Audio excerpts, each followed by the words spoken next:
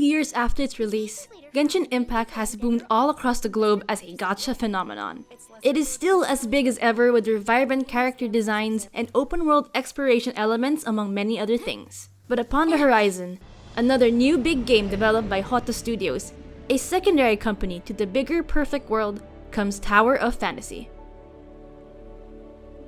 And at this point, it's difficult to not make direct comparisons. On the surface, the similarities between Tower of Fantasy and Genshin Impact can be very apparent. They're both gacha games, centered around a main RPG plot, with their widespread cast of characters and open-world fantasy setting you are free to explore. But surely there is more than meets the eye. Join us here at Gaming Information Station as we look into these enticing gacha titles side by side. Genshin Impact follows the story of the Traveler, an interdimensional wanderer from another world who crash lands into the realm of Teva.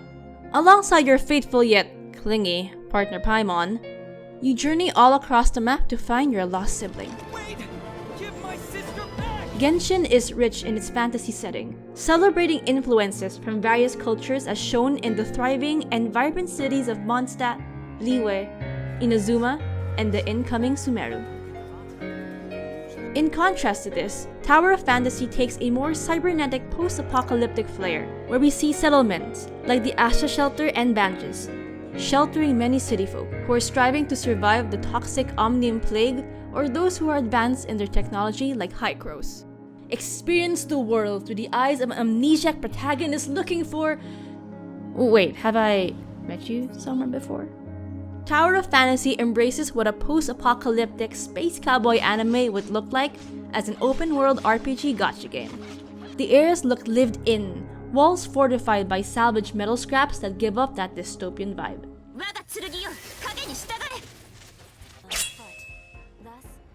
Both games have their own array of colorful characters that populate the worlds, whereas Genshin leaves an impact on the players with their colorful designs as a love letter to Asian cultures with their intricate patterns, such as these. Tower of Fantasy gives the impression that towers fantastically above all else in their modern takes on what post-apocalyptic drip would look like. I mean, look at this. 'Cause I hate chit-chat. And an amnesiac in an open-world RPG is not complete without their tiny assistant tour guide. While Paimon helpfully recaps a very heartfelt moment in her signature Paimon voice, Mia lets you, the protagonist, do the talking and interacting yourself. They both look and sound adorable, so it's completely up to you to decide which you like more.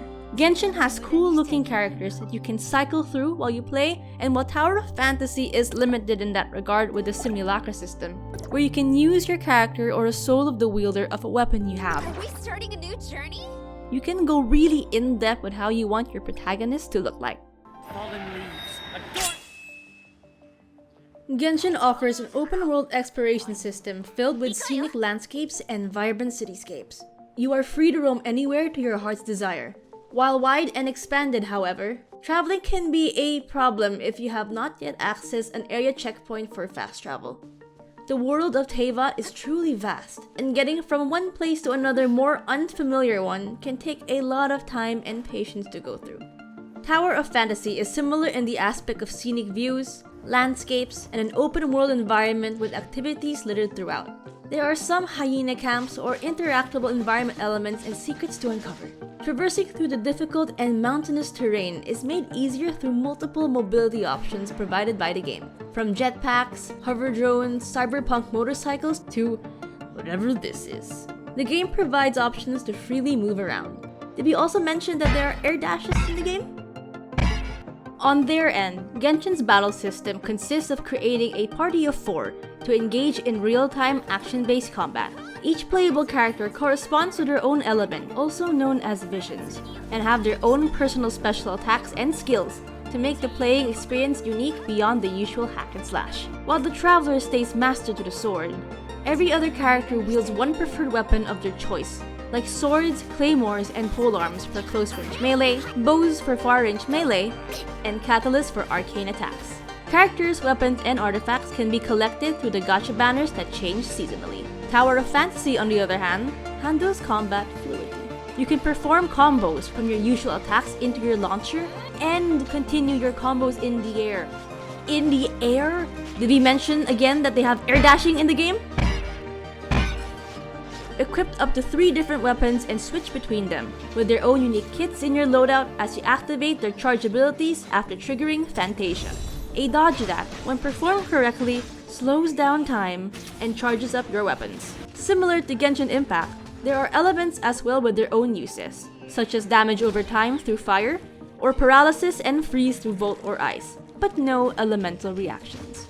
Genshin Impact sports the artifact system with stats and synergies spread across 5 different equipment slots. You can mix and match synergies available to you, while you also level up these artifacts with the prerequisite materials.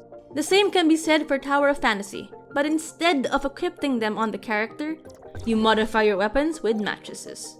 Match up the synergies of different mattresses on different slots so you can level the playing field. And when the call of battle is not in your blood right at that moment, Genshin Impact offers non-battle features like cooking, housing, and much more to take your time with. Tower of Fantasy offers cooking as an option as well, but for a relatively young game, there must be more in store. And Tower of Fantasy has the top-of-the-line technology to allow you to pet dogs. Best game.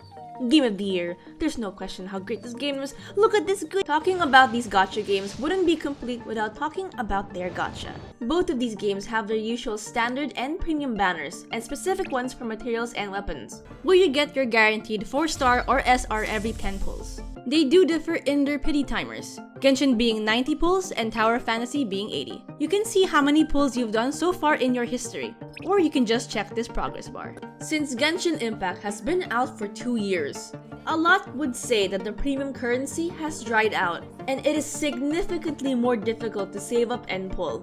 Tower of Fantasy has the benefit of being a new game, where it is still super generous with its currencies for gacha, so we will only have to wait and see how this will change in the long run. Genshin truly serenaded us with a beautiful soundtrack, unique to each area. And also, the overworld music always slaps with its ambiance that gives us a sense of calm exploration as you traverse the land.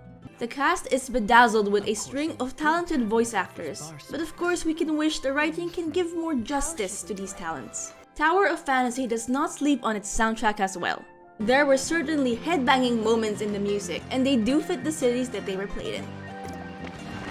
The janky voice acting, together with the animation, is to be expected from developers who want that mobile game gacha appeal. It could be better, but it does have its own silly charm the way they talk and exclaim. Fine, I'll do it. Wouldn't want you to fall into the water again like last time. And have things sound just as fantastical as you would expect them to. On the surface, both games can look really similar, but start to feel different the more you progress through each. Here's a handy looking table so you can see how different they can be. While Genshin is very high fantasy, Tower of Fantasy is also, well, fantasy, but follows through with a futuristic flair. After a while, traversing around the world in Genshin becomes a chore because of the stamina limitations and terrain. Tower of Fantasy throws you a lot of options in terms of going around places, which makes traversing easier and even fun. The combat in Genshin focuses on the elemental reactions from different characters, getting those big flashy effects we love to see. Tower of Fantasy focuses more on the combos you can do, especially in the air, while switching between weapons you have equipped.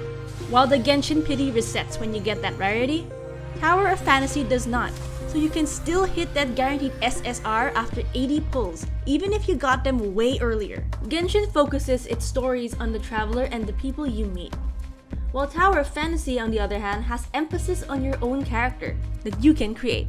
Overall, Genshin remains a staple of gacha games, constantly on the rise with new things to add to its dragon horde of content, and remains just as fun as ever.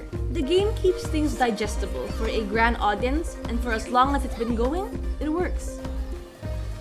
Tower of Fantasy will immediately feel like its own game after a bit of playing.